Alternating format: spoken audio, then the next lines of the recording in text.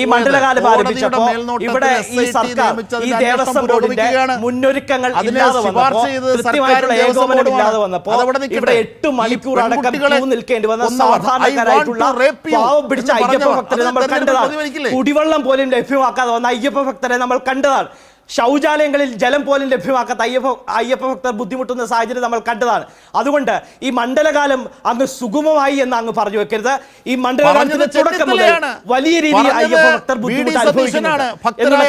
തർക്കത്തിന്റെ സംശയത്തിനാണ് K മുരളീധരനാണ്. അങ്ങനെ party ഭേദമെന്നെ അവർ പറയുന്ന പരിശോധിച്ചോളൂ.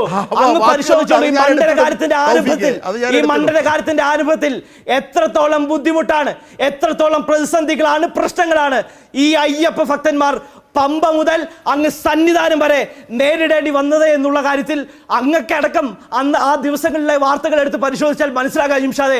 ഒരു സംശയത്തിന്റെ ആവശ്യമില്ല.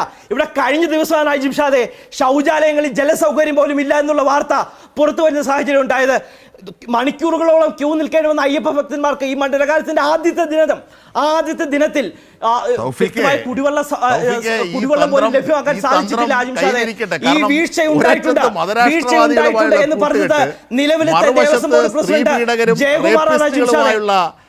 സഖ്യം അവർ നേതാക്കളായുള്ളവർ ഇതൊക്കെ പോകുമ്പോൾ പാവം ശബരിമല എടുത്തിട്ടാൽ എന്തോ നേട്ടം കിട്ടുമെന്നൊക്കെയുള്ള കോൺഗ്രസിൻ്റെ തെറ്റിദ്ധാരണയിലാണ് ഈ തൗഫീഖ് ഇങ്ങനെ അലക്കുന്നത്. യഥാർത്ഥത്തിൽ അതിൻ്റെ വസ്തുത മറ്റൊന്നല്ലേ, അത് ഇവിടുത്തെ ജനങ്ങൾ തൊട്ടറിയുന്നതാണ്. നമുക്ക് വികസനത്തിലേക്ക്